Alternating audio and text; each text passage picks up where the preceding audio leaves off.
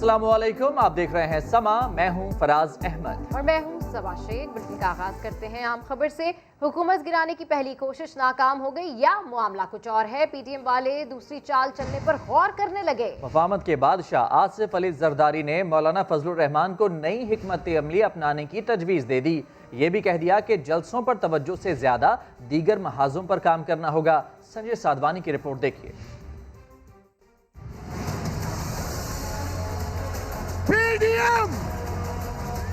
गुजरांवाला, कराची, कोयटा, फिर पेशावर। जलसों का चौका मारने के बाद हुकूमत टेस्ट से मस होती नजर न आई तो पीडीएम की क़यादत को फिक्र सताने लगी। मौलाना फजलुर रहमान और आसिफ अली जरदारी की मुलाकात की अंदरूनी कहानी समा ने पता लगा ली। मफामत के बादशाह ने मौलाना फजलुर रहमान को राय दी कि जलसों से ज्यादा तवज्जो दीगर महाज पर देना होगी। दोनों रहनुमाओं ने न सिर्फ पीडीएम की नई हिकमत अमली बनाने पर हामी भरी बल्कि अपोजिशन जमातों के दरमियान एतमाद साजी का फुकदान दूर करने पर भी इत्तफाक किया गया। नई हिकमत अमली के तहत मुत्तहिदा अपोजिशन के लिए हुकूमत के साथ बातचीत के दरवाजे भी खुले हैं, मगर इमरान खान वादे कर चुके हैं करप्शन केसेस पर कोई बात नहीं होगी। संजय साधवानी, समा, कराची। पाक फौज में बड़े पैमाने पर तकर्रुरियां, तबादले और तरक्कियां। कराची, लाहौर, मुल्तान और बहावलपुर के कोर कमांडर्स तब्दील कर दिए गए।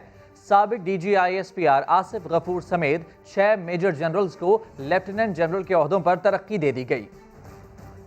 पाक फौज में आला सतह पर तबादले, तकर्रियां और तरक्कियां। Lieutenant general Abdul Aziz corps commander Lahore, lieutenant general Mohammad Waseem Ashraf को corps commander Multan, lieutenant general Nadeem Ahmad Anjum corps commander Karachi, जबकि लेफ्टिनेंट जनरल खालिद जिया को कोर कमांडर बहावलपुर तैनात कर दिया गया। DGISPR के मुताबिक मेजर जनरल के ओहदों से तरक्की पाने वाले लेफ्टिनेंट जनरल सरफराज अली को कमांडर सदरन कमांड और लेफ्टिनेंट जनरल मोहम्मद अली को कमांडर AFIC बना दिया गया। Lieutenant general Majid Ehsan IG arms मुकर्रर, lieutenant general Syed Mohammad Adnan inspector general training and evaluation तैनात, लेफ्टिनेंट जनरल सरदार हसन अजहर हयात को मिलिट्री सेक्रेटरी लगा दिया गया। लेफ्टिनेंट जनरल आसिफ गफूर को IG communication and information technology मुकर्रर किया गया है। साबिक DGISPR आसिफ गफूर, अख्तर नवाज सत्ती, सरदार हसन अजहर हयात, सरफराज अली, मोहम्मद अली और सलमान फयाज गनी को आज ही मेजर जनरल से लेफ्टिनेंट जनरल के ओहदों पर तरक्की भी दी गई थी। उस्मान खान, समा, इस्लामाबाद। मुस्लिम लीग नून के सीनियर रहनुमा ख्वाजा साद रफीक कहते हैं कि अगर इंसाफ के नाम पर खिलवाड़ हो तो बेहतर है कि नवाज शरीफ पाकिस्तान न आए। लीडर मुल्क से बाहर रहकर भी अपने नजरिए को आगे बढ़ा सकते हैं। वह एहतसाब अदालत में पेशी के बाद मीडिया से गुफ्तगू कर रहे थे। ज़्यादा बेहतर यह है कि नवाज शरीफ साहब बैरून मुल्क रहें, अभी उनका इलाज भी मुकम्मल नहीं हुआ और उन्हें महफूज रहना चाहिए। पाकिस्तान में भी ऐसा होता है और दुनिया भर में सियासी क़यादतें मुल्क से बाहर बैठ कर भी अपनी नज़रिए की हिफाजत करती हैं। हुक्मरानों को न मुल्क चलाने का तजर्बा है, न उनकी कोई दिलचस्पी है, ना वो इम्प्रूवमेंट चाहते हैं किसी शोबे में।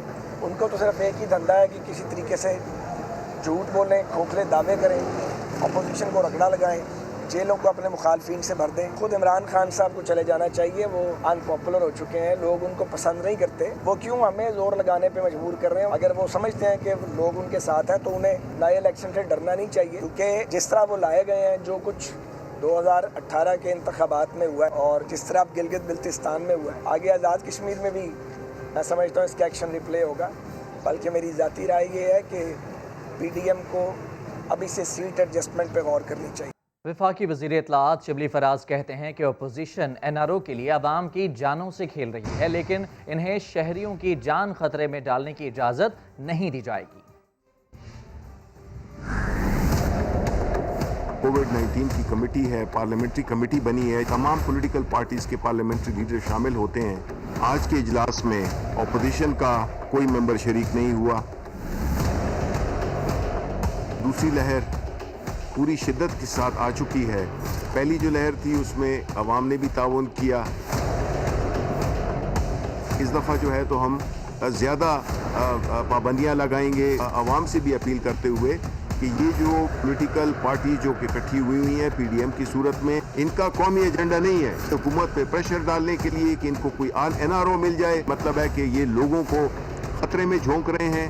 हुकूमत की जो भी दी गई गाइडलाइंस हैं उस पर अमलदारी न करना एक लाकानूनियत की एक झलक अपोजिशन दे रही है। जो पेशावर में जो जलसी हुई अपोजिशन की, बावजूद इस नाकामी को एक सबक के तौर पे लेते हुए अपने बाकी जलसे मुलतवी करने चाहिए थे। उनकी शायद ये वो है कि शायद ये फेल हो गया है तो शायद दूसरा जलसा शायद कामयाब हो जाए। चूँकि एक कौमी मसला है और उसमें अगर अपोजिशन उसी चीज़ को मज़ीद अबतर बनाने की कोशिश कर रही है तो अवाम उसका हिसाब लेंगे इनसे। वो जानबूझकर अगर वो अवाम की जानों को ख़तरे में डाल रहे हैं तो इसका तो कानूनी इस पे एक्शन होगा।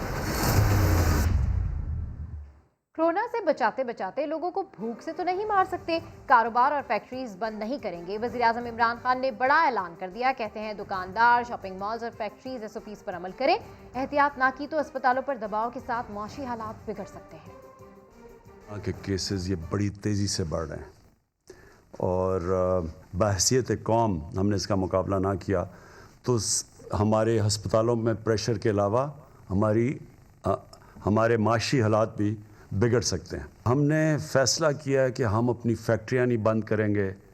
हम रोज़गार में जो भी चीज़ें रोज़गार देती हैं हम उनको बंद नहीं करेंगे। हम अपने लोगों के ऊपर वो जो मसलन इस वक्त यूरोप में, इंग्लैंड में उन्होंने पूरा लॉकडाउन कर दिया है, हम वो नहीं करेंगे क्योंकि हमारे मुल्क के अंदर जो दिहाड़ीदार हैं, जो वो तबका जो कि दिन में मेहनत करके अपने बच्चों का पेट पालता है, उनको हम बेरोज़गार नहीं कर सकते। लेकिन मैं सबको कहूँगा जो फैक्ट्रियाँ चला रहे हैं यानी जिनकी दुकानें हैं, जो हमने शॉपिंग मॉल्स भी हैं, एसओपीज़ के ऊपर सब ने चलना है। और खबर है कोयटा से, जहां की ज़िले इंतजामिया ने स्मार्ट लॉकडाउन का फैसला वापस ले लिया है। ताजिरों को कारोबार देर तक खोलने की छूट दे दी गई है। तर्जमान बलूचिस्तान हुकूमत लियाकत शाहबानी कहते हैं कि ताजिर बरादरी ने कहा है कि वो एसओपीज़ की खिलाफ वर्जी नहीं करेंगे। तमाम लोग एसओपीज़ पर अमल दरामद करेंगे। इसी वजह से कारोबार रात 8 बजे बंद करने का नोटिफिकेशन वापस लिया जा चुका है। स्मार्ट लॉकडाउन का फैसला वापस ले लिया गया है और ताजिरों को कोयटा में कारोबार देर तक खोलने की छूट दे दी गई है।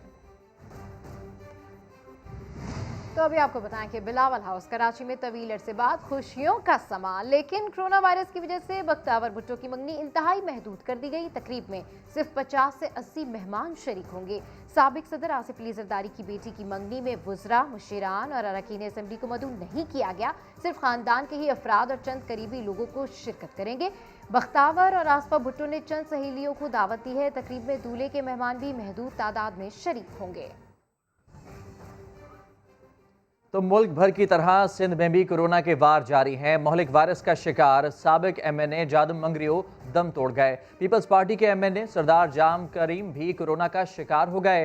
वज़ीर आला हाउस में बीमार और उम्र रसीदा मुलाजमीन को ड्यूटी से इस्तिस्ना दे दी गई है।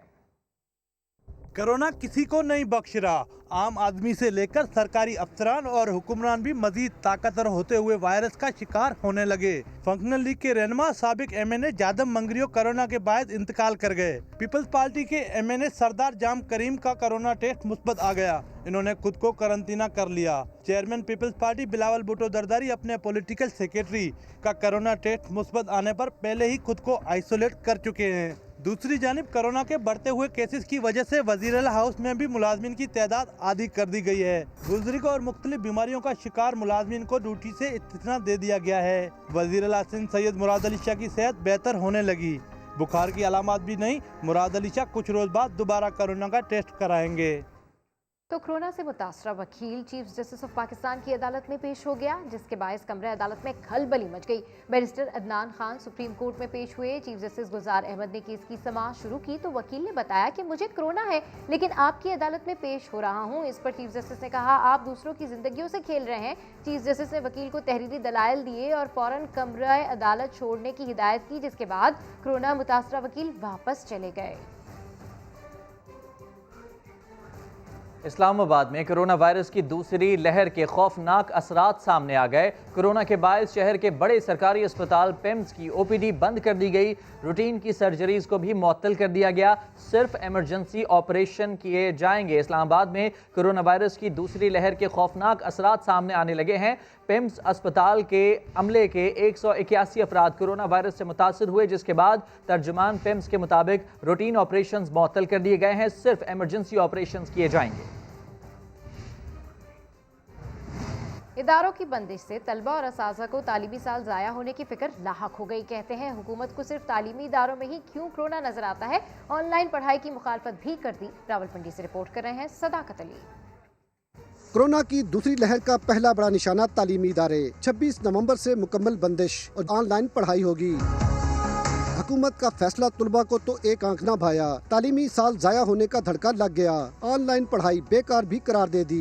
जो टीचर्स हमें अब स्कूल में समझाते हैं ऑनलाइन क्लासेस में हमें समझ नहीं आती, इसलिए हमें चाहिए कि हमारे स्कूल्स बंद ना कीजिए। पेपर्स हो रहे हैं, पेपर्स के दौरान स्कूल बंद हो रहे हैं, हाफ पेपर्स हमारे रह जाएंगे और इसमें हमारे टीचर्स हमें पढ़ा भी लेते हैं, लेकिन उन्हें क्या पता चलेगा जब पेपर होंगे ही नहीं कि हमने क्या किया है क्या नहीं किया। तुलबा तो तुलबा, खुद असातिज़ा भी तालीमी इदारों की बंदिश से नाला।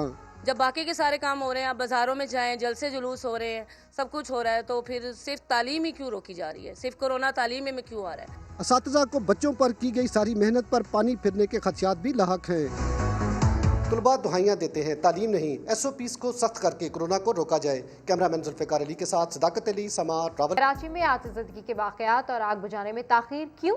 सिंध हाई कोर्ट ने बड़ी इमारतों में इमरजेंसी एग्जिट न देने पर बरहमी का इजहार कर दिया। टास्क फोर्स को 15 दिन में हतमी तजावीज़ देने की हिदायत भी कर दी गई है। आइंदा समाअत पर कमिश्नर कराची को भी तलब कर लिया गया है।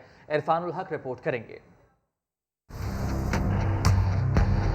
आग पर वक्त कैसे बुझाएं? 30 गाड़ियां खराब हैं। हर स्टेशन पर आग बुझाने की 4 गाड़ियां होनी चाहिए, मगर वो भी नहीं। चीफ फायर ऑफिसर ने सिंध हाई कोर्ट में इंतजामी नाअहली का कच्चा चट्टा खोल दिया। फायर कवानीन बनाने के केस की समाअत के दौरान चीफ फायर ऑफिसर ने बताया कि 14 गाड़ियों से पूरे कराची शहर को चला रहे हैं। सिविल डिफेंस के नुमाइंदे ने बताया कि बड़ी बिल्डिंग्स में इमरजेंसी एग्जिट तक नहीं। चीफ जस्टिस मोहम्मद अली मजहर ने इस्तिफसार किया कि ऐसी इमारतों को कंप्लीशन सर्टिफिकेट कैसे जारी कर देते हैं? शहर में आए दिन हादसात हो रहे हैं, इंतजामात कौन करेगा? एक हादसा भी बचा लें तो बहुत बड़ी बात होगी।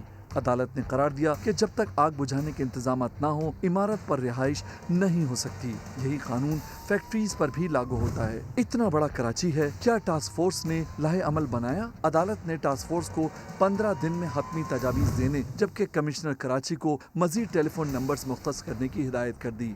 8 दिसंबर को मुताल्लिका इदारों से रिपोर्ट तलब कर ली। इरफानुल हक, समा, कराची। KMC के तर्जुमान ने कराची वालों को अच्छी खबर सुना दी। अली हसन साजिद ने दावा किया है कि वफाकी हुकूमत की जानिब से कुछ ही दिनों में 50 फायर टेंडर्स मिल जाएंगे। नाजरीन है उनके लिए एक अच्छी खबर है कि कुछ ही दिनों में 50 नए फायर टेंडर वफाकी हुकूमत जो है KMC को दे रही है। उनके आने के बाद हमारी जो ये फायर की सलाहियत है वो बहुत बढ़ जाएगी इंशाल्लाह। और अब ये खबर कि वफाक के बाद अब सिंध में भी सरकारी और निजी तालीमी इदारे 26 नवंबर से बंद कर दिए जाएंगे। महकमा तालीम सिंध ने आम तातीलात का नोटिफिकेशन जारी कर दिया है। इसी पर मजीद बात करेंगे। समा के नुमाइंदे संजय साधवानी हमारे साथ मौजूद हैं। संजय, बताइएगा, नोटिफिकेशन जारी कर दिया गया है, क्या तफसीलात हैं? जी बिल्कुल, 26 नवंबर से 10 जनवरी तक सिंध में जो है आम तातील रहेगी। स्कूल बंद रहेंगे। तलबा को होम ऑनलाइन टेली लर्निंग के जरिए होमवर्क दिया जाएगा, जो तलबा घर से ये काम कर सकेंगे। तलबा को हफ्तावार व्हाट्सएप ईमेल के जरिए होमवर्क दिया जाएगा। अगर किसी के पास ये सहूलियत मौजूद नहीं तो उनके वालिदैन स्कूल आकर भी होमवर्क ले जा सकते हैं। ऑनलाइन जो व्हाट्सएप के जरिए तदरसी अमल है वो मौसम सरमा की तातीलात के दौरान भी जारी रहेगा। तमाम तर जो वालिदैन हैं उनको इस पर अमल करना होगा। सिंध हुकूमत का कहना है कि बच्चों की तालीम पर समझौता नहीं कर सकते क्योंकि कोरोना का मामला है, इसीलिए स्कूल में तदरीसी अमल बंद होगा, लेकिन ऑनलाइन तालीम का सिलसिला जो है वो जारी रहेगा। ऑनलाइन तालीम का सिलसिला जारी रहेगा और जिनके पास ये फैसिलिटी नहीं है वो स्कूल जाकर होमवर्क ले सकते हैं। तफसीलात के लिए आपका शुक्रिया संजय साधवानी। वज़ीर आज़म इमरान खान चौधरी शुजात हुसैन की रिहाइश गाह पर पहुंच गए हैं। वज़ीर आज़म चौधरी शुजात की इयादत करेंगे। मजीद जानते हैं मोहम्मद कुर्बान से। जी अपडेट कीजिए। जी बिल्कुल, वज़ीर आज़म पाकिस्तान इमरान खान अभी चंद लम्हे पहले यहाँ पर स्पीकर पंजाब असम्बली चौधरी परवेज लाही और मुस्लिम लीग काफ के सीनियर रहनुमा चौधरी शुजात हुसैन की रिहाइश गाह पर पहुंचे हैं, जहाँ पर वो चौधरी शुजात की इयादत करेंगे, उनकी खैरियत दरियाफ्त करेंगे। इसके साथ साथ जो इंतजामी अमूर हैं सूबे भर के, उनके हवाले से भी चौधरी परवेज लाई से और चौधरी शुजात हुसैन से उनकी गुफ्तगू होगी। अभी अंदर गए हैं, उनकी रिहाइश गाह में दाखिल हुए हैं और अभी उनकी मुलाकात जो है वो शुरू हो चुकी है। और जो मुल्की इंतजामात हैं उसके हवाले से भी सियासी तबादला ख्याल भी किया जाएगा इसी हवाले से मोड़ पर। ठीक है, मोहम्मद कुर्बान अपडेट करें, आपका शुक्रिया। तो कोरोना फैल रहा है, जल्द से जुलूस और रैलियों पर पाबंदी है, लेकिन ये पाबंदी हुकूमती और अपोजिशन रहनुमाओं ने हवा में उड़ा दी। पीडीएम ने जलसे की तैयारियां शुरू कर दी। मुल्तान से राशिद हमीद रिपोर्ट करेंगे।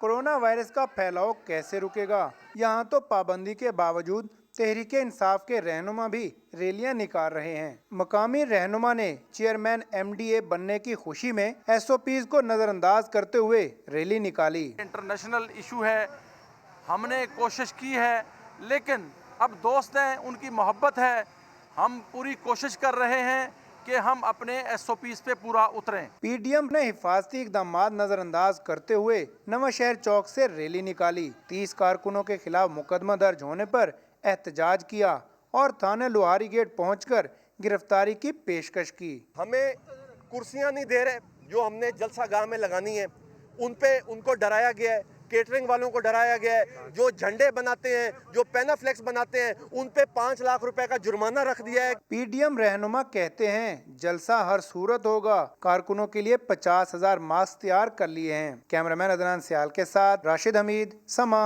मुल्तान। पाकिस्तान मुस्लिम लीग नून की तर्जुमान मरियम औरंगजेब कहती हैं वज़ीर आज़म लाहौर में ये मालूम करने आए हैं कि कहीं शहबाज शरीफ और हमजा शहबाज को पैरोल पर रिहा तो नहीं कर दिया गया। हुकूमत ने सियासी इंतकाम की तारीखी मिसाल कायम कर दी है।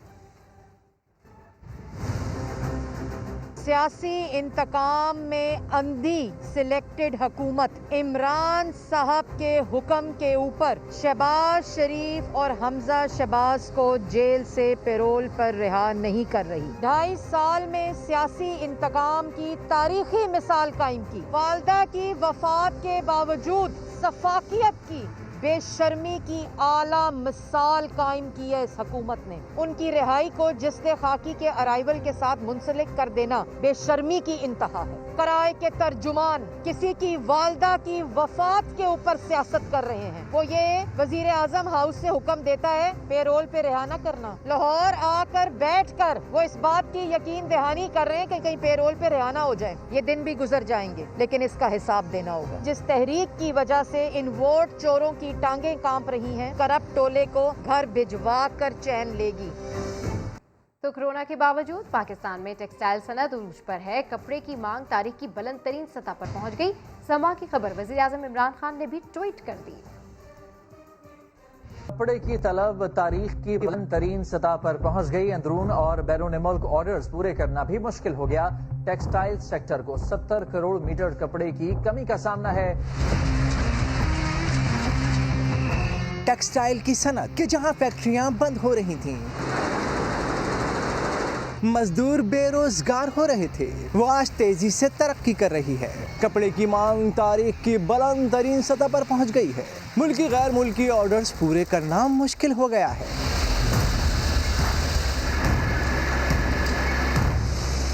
लेबर अवेलेबल नहीं है। पहले लेबर सिफारिशें करवाते थे नौकरियों के लिए, अब फैक्ट्रियों वाले सिफारिशें कराते हैं कि हमें लेबर लेके दें। लेबर नहीं मिल रही, क्योंकि हमारे पास इंशाल्लाह ताला ऑर्डर हैं और होपफुली इंशाल्लाह हम खित्ते में सोलो फ्लाइट करेंगे। जी बिल्कुल, फैसलाबाद की टेक्सटाइल इंडस्ट्री के लिए अंदरूनी और बैरून मुल्क ऑर्डर्स को पूरा करना मुश्किल होता जा रहा है, क्योंकि कपड़े की डिमांड रोज बरोज बढ़ती जा रही है। कोविड-19 के दिनों में समा पर यह खबर ताज़ा हवा का झोंका साबित हुई। वज़ीर आज़म पाकिस्तान इमरान खान ने खुशी का इजहार किया। ट्विटर पर न सिर्फ समा की खबर शेयर की, बल्कि इस खबर के बाद तिजारत और सनत की वजारत को हिदायत जारी कर दी कि टेक्सटाइल सेक्टर की डिमांड्स पूरी करने के लिए ज़रूरी मदद फराहम करे। प्रोसेसिंग मिल्स मालिकान ने हुकूमत से मजीद रिलीफ देने का मुतालबा कर दिया है। फैसलाबाद के सनतकारों का इस हवाले से मजीद क्या कहना है, जानते हैं अपने नुमाइंदे अब्दुल अहद से। अब्दुल अहद बताएगा क्या कहना है सनतकारों का इस मामले पर। जी बिल्कुल, समा की खबर पर वज़ीर आज़म इमरान खान ने एक्शन लेते हुए अपने तमाम तर वुज़रा को भी ये हदायत जारी कर दी हैं कि फैसलाबाद की टेक्सटाइल इंडस्ट्री, टेक्सटाइल सनतकार जितने भी हैं, उनको जिस तरह की भी मुआवनत की ज़रूरत होगी ऑर्डर्स को पूरा करने के लिए, मुल्की और गैर मुल्की, उनकी हर मुमकिन मदद की जाए। हमारे साथ यहाँ पर सनतकार रिजवान अशरफ साहब भी मौजूद हैं, हम इनसे जान लेते हैं। सबसे पहले तो मैं समा टीवी का शुक्रिया अदा करूँगा जिन्होंने ये पॉइंट रेस किया और प्राइम मिनिस्टर ने इस पर ट्वीट किया। हमारे यहाँ जो मशीनरी है वो काफ़ी पुरानी हो चुकी है। जिस तरह एक्सपोर्टर्स को लॉन्ग टर्म फाइनेंसिंग है और बहुत आसान कर्जा जात हैं और बहुत कम मार्कअप पे यानी 2% पे, तो वो तमाम की तमाम वैल्यू चेन को दिया जाए। तो गवर्नमेंट हमें जो एनर्जी का टैरिफ है उसमें अगर मज़ीद को खातर खा छूट दे सकती है, तो ये सारी चीज़ें अगर गवर्नमेंट करती है तो मैं समझता हूँ कि इंशाल्लाह जो एक ग्रोथ का समा बना हुआ है तो ये इंशाल्लाह कंटिन्यू रहेगा। जी बिल्कुल, ये कुछ डिमांड्स हैं सनतकारों की जिसके साथ जो इंडस्ट्री में बूम आया है उसको बरकरार रखा जा सकता है। जी ठीक है अब्दुल अहाद, अपडेट करते हैं आपका शुक्रिया। कपड़े की तलब बढ़ने पर पावरलूम्स मालकान ने हुकूमत से बरात का मुतालबा कर दिया। चेयरमैन पावरलूम्स मशीन एसोसिएशन खालिक वहीद का कहना है कि हुकूमत आसान किस्तों पर कर्जे दे, बिजली की कीमत में भी मजीद रियायत दी जाए। ये उनसे रिक्वेस्ट करेंगे कि अगर इंडस्ट्री को लेकर आगे चले हैं, इंडस्ट्री उनको अच्छा रिस्पांस दे रही है, तो इंडस्ट्री के नुमाइंदों के साथ एक बेहतर कोलैबोरेशन और बेहतर कोहेजन के साथ आगे उनकी जो इकनॉमिक टीम है वो हमारे साथ रवाबत को और बेहतर बनाए। सबसे बड़ी उम्मीद ये है कि हमारे रॉ मटेरियल की दस्तियाबी को आसान और बेहतर बनाया जाएगा और हमारे बिजली के रेट्स के लिए मज़ीद जो इसमें नजायज़ सर चार्जेज है इसको ख़त्म करने का प्राइम मिनिस्टर साहब से रिक्वेस्ट करेंगे। और हमारी जो इंडस्ट्री है हम चाहते हैं इसको भी जदीद इंडस्ट्री की तरह फीडमी के अंदर इसको पावर लूम को रिप्लेस किया जाए एयर जेट लूम के साथ, शटलेस लूम के साथ और वाटर जेट के साथ, ताकि इससे बेहतर क्वालिटी का एक्सपोर्ट क्वालिटी का कपड़ा बन सके और हम दुनिया की मार्केटों में बेहतर मुकाबला कर सकें। तो इस मामले पर ज़ाती दिलचस्पी लेते हुए वज़ीर आज़म इमरान खान ने वजारत सनअत व तिजारत को टेक्सटाइल सेक्टर की हर मुमकिन मदद की हिदायत कर दी है। इसी पर बात करेंगे, वफाकी वज़ीर हमाद अज़हर हमारे साथ मौजूद हैं। हमाद साहब, बहुत शुक्रिया आपका समा को वक्त देने के लिए। हमाद साहब, ये बता दीजिएगा, आसान अक़सात पर कर्जे, बिजली की कीमतों में रियायत और ख़ाम माल की आसान दस्तयाबी, ये चंद बुनियादी मुतालबात हैं सनतकारों के, हुकूमत किस तरह से फैसिलिटेट करेगी इन्हें? हमने अब मजीद पैदावार को बढ़ाना है तो इस सनत को मजीद बढ़ाना पड़ेगा, इसमें जिद्दत लानी पड़ेगी। और इस सिलसिले में एक तो ये कि हमारा पहले से एक रियायती पैकेज है स्कूल्स के लिए बिजली और गैस का जो जुलाई तक मौजूद है। जुलाई से ऑनवर्ड्स हम चाह रहे हैं कि हम उसको, जून से ऑनवर्ड्स हम चाह रहे हैं कि हम एक्सपोर्टर्स को टारगेट करें जो अपनी मराद हैं उनके ऊपर। दूसरा ये कि अभी एक इंडस्ट्रियल रिलीफ पैकेज भी आया है, उससे भी बहुत ज़्यादा सनत को फ़ायदा पहुँचेगा। खाम माल के ऊपर, चाहे वो टेक्सटाइल की सनत से ताल्लुक़ रखता हो या अदरवाइज, हम उस पर ड्यूटियाँ कम करते हैं और वो सिलसिला भी अब हम जारी साजी रखना चाहते हैं। ठीक है, ये तो बहुत बेहतर हो गया, मुर्दा पड़ी हुई सनत में जान पड़ गई। लॉन्ग टर्म क्या प्लानिंग है इस हवाले से, ये पहिया मुस्तकिल चलता रहे और मजीद तेज चले, क्या कर रहे हैं आप? ये बहुत ज़रूरी है कि लॉन्ग टर्म में हमने ये मोमेंटम सस्टेन करना है कि हमारे जो इंडस्ट्रियलिस्ट हैं और हमारे सनतकार हैं वो अपने वर्क प्रोसेसेस के अंदर और अपने बिजनेसेस के अंदर और अपनी मशीनरी के अंदर बेहतरी लेके आएँ, उसको जदीद से जदीद टेक्नोलॉजी लेके आएँ, ताकि हम आलमी दुनिया में एक बेहतरीन मेयार के साथ हम कम्पीट कर सकें। मुस्तकबिल में यही रास्ता है आगे बढ़ने का कि हम टेक्नोलॉजी को अडॉप्ट करें, हम बेहतरीन मेयार को अडॉप्ट करें और उसके लिए इन्वेस्टमेंट की ज़रूरत है। और उसके लिए इस वक्त सनत को बड़े सस्ते रेट्स के ऊपर जो है स्टेट बैंक की तरफ से कर्जे जो है वो दिए जा रहे हैं। अच्छा हमाद साहब, ये बताइएगा कि तरक्की हो रही है, अब इस तरक्की का फल मजदूरों तक ज़रूर पहुँचे, इसे कैसे यकीनी बनाया जाएगा? जैसे सनत का पहिया चलता रहेगा तो जो सनतकार हैं वो जैसे जैसे मजीद तरक्की करेंगे और अपनी मजीद फैक्ट्रियाँ, जो बंद फैक्ट्रियाँ थे उनको भी चलाएंगे और फैक्ट्रियों को मल्टीप्लाई करेंगे, मशीनों को मल्टीप्लाई करेंगे, तो उससे मजीद रोजगार पैदा होगा बहुत ज़्यादा तादाद में। सूबाई हुकूमतों के साथ इस पे काम कर रहे हैं कि लेबर डिपार्टमेंट्स को भी रिफॉर्म किया जाए और लेबर लॉज को भी रिफॉर्म किया जाए और जो सनतकार हैं वो भी जिम्मेदारी रखें। ठीक है, प्लानिंग मौजूद है। बहुत शुक्रिया आपका। वफाकी वजीर हमाद अज़हर हमारे साथ मौजूद थे। फैसलाबाद के मजदूर रहनुमा मईशत की बेहतरी पर खुश हैं। उन्होंने वज़ीर आज़म से अपील की है कि हेल्थ इंश्योरेंस और दीगर सहूलियात भी दी जाए और साथ ही ख़वातीन की तनख्वाहें मर्दों के बराबर की जाए। कि फैक्ट्रियों में काम तो शुरू हो गया लेकिन ख़वातीन को वो सारी सहूलियात नहीं मिल रही हेल्थ एंड सेफ्टी के हवाले से और मिनिमम वेज पे उस पर अमल दरामद नहीं हो रहा है। मतलब ख़वातीन फैक्ट्री में काम करती हैं, वही काम जो मर्द करते हैं वही काम ख़वातीन करती हैं, लेकिन उनके मिनिमम वेज जो है वो मर्दों से कम दी जाती है। दूसरा, उनको हेल्थ एंड सेफ्टी की सहूलियत नहीं है। फैसलाबाद में पाकिस्तान का जो मैनचेस्टर है, टेक्सटाइल का हब है, यहाँ पे टेक्सटाइल इंडस्ट्री जो कि सारी बंद पड़ी हुई थी वो चल पड़ी है। लाखों मजदूरों को रोज़गार तो मिल रहा है, लेकिन उनकी जो बुनियादी हक हैं, सोशल सिक्योरिटी है, EOBI है, हेल्थ एंड सेफ्टी है, उसको बजाय देने के 100% करने के वज़ीर आज़म फैसलाबाद जब दौरे पर तशरीफ़ लाए तो उन्होंने कहा कि इंस्पेक्टर लेस रजीम, यानी कि सोशल सिक्योरिटी, लेबर डिपार्टमेंट और EOBI का दाखिला बंद कर दिया जाए।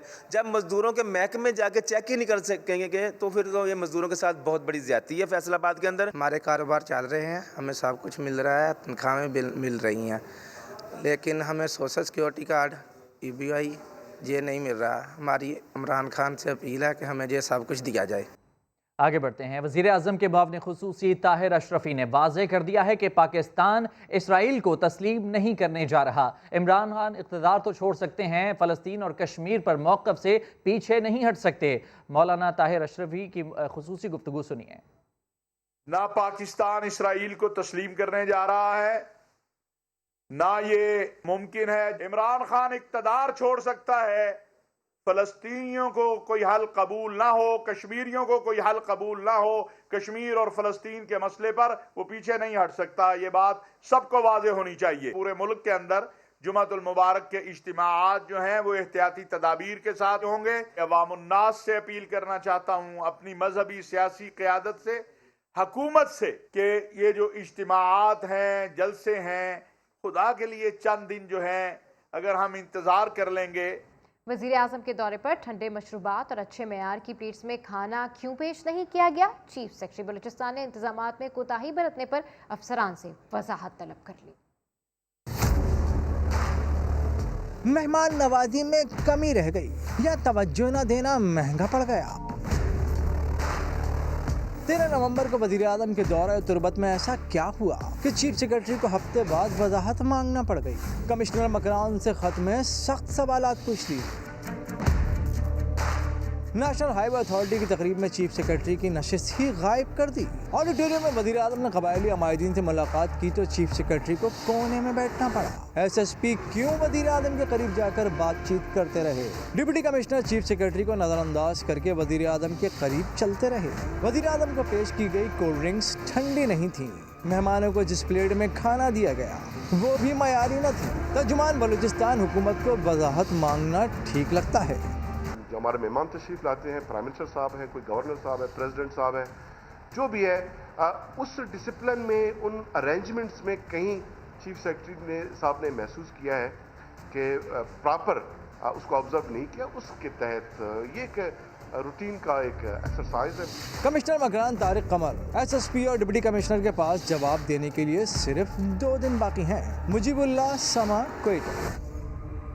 लाहौर में बुज़दार हुकूमत का पहला तामीराती मंसूबा ही ताख़ीर का शिकार हो गया। 2.25 अरब रुपए लागत का फिरदौस मार्केट अंडरपास मंसूबा आज भी ज़ेर तामीर है। दानियाल उमर की रिपोर्ट देखिए।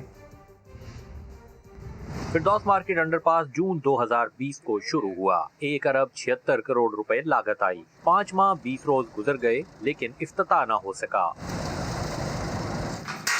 अंडरपास मुकम्मल होने की पहली डेडलाइन 30 अगस्त थी, जिसे बढ़ाकर 15 सितंबर किया गया। इसके बाद तो जैसे तारीख पर तारीख पड़ने लगी। तीसरी डेडलाइन 31 अक्टूबर, चौथी 20 नवंबर, जबकि 5वीं डेडलाइन 25 नवंबर को दी गई, जिसका इफ्तिताह वज़ीर आज़म ने करना था। लेकिन बुज़दार सरकार का पहला तरक्याती मंसूबा है कि पूरा होने का नाम ही नहीं ले रहा। शहरियों ने मंसूबे में ताख़ीर पर मायूसी का इजहार किया है। हुकूमत को कहेंगे जल्दी खोल दो, मेहरबानी है आपकी, हम गरीब लोग तंग हो रहे हैं, रिक्शा वाले तंग हो रहे हैं, सवारी पैसे देती डबल खर्चा हो जाता है। टाइम बहुत ज़्यादा ज़ाया होता है। हुकूमत से, पंजाब हुकूमत से ख़ास तौर पे इल्तिजा है कि वो अपने प्रोजेक्ट को जो टाइम हमें दें उस पर ख़त्म करें। अंडरपास की तामीर में ताख़ीर पर वज़ीर आला पंजाब चीफ इंजीनियर को मुअत्तल कर चुके हैं, जबकि मुतअद्दिद अफसरान को शो कॉज नोटिस भी जारी किए गए हैं। पीपल्स पार्टी के सीनियर रहनुमा और साबिक वफाकी वजीर चौधरी अहमद मुख्तार की नमाज जनाजा लाहौर में अदा कर दी गई। चौधरी अहमद मुख्तार की नमाज जनाजा डिफेंस लाहौर में अदा की गई, जिसमें पार्टी रहनुमाओं और कारकुनों समेत शहरियों की बड़ी तादाद शरीक हुई। चौधरी अहमद मुख्तार तवील अरसे से अलालत के बायस अमली सियासत से दूर थे। चौधरी अहमद मुख्तार साबिक सदर आसिफ अली जरदारी के करीबी दोस्तों में शुमार होते थे। कारोबारी दुनिया से खबर है। आलमी स्टॉक मार्केट में तेजी के असरात पर पाकिस्तान स्टॉक में भी तेजी देखी गई है। कारोबार के अख्ताम पर 100 इंडेक्स में 514 पॉइंट्स इजाफा देखा गया, जिससे 40,000 की सतह बहाल हो गई। दूसरी जानिब इंटरबैंक में रुपया मजीद तगड़ा हो गया। इंटरबैंक में डॉलर 81 पैसे सस्ता होकर 159 रुपए 28 पैसे पर बंद हुआ। 2 रोज में डॉलर 1 रुपए 77 पैसे सस्ता हो चुका है। 1 तोला सोना मजीद 200 रुपए सस्ता होकर 1,10,300 रुपए का हो गया। और अभी आपको बताएं कि कस्टम की बड़ी कार्रवाई। कराची माड़ीपुर में गोदाम से स्मगल शुदा 820 किलोग्राम आला क्वालिटी का केमिकल केटामाइन बरामद कर लिया गया। कस्टम हुकाम के मुताबिक केटामाइन आला क्वालिटी का केमिकल है, जिसे कोकेन बनाने में इस्तेमाल किया जाता है। मुलजमान ने केटामाइन को ड्रमों में इंतहाई महारत से छुपा रखा था। बरामद शुदा केमिकल की मालियत 8 करोड़ 20 लाख रुपए है। बुलेटिन से फिलहाल इतना ही, और एक ब्रेक के बाद आप देख सकेंगे प्रोग्राम 7 से 8। देखते रहिए समा।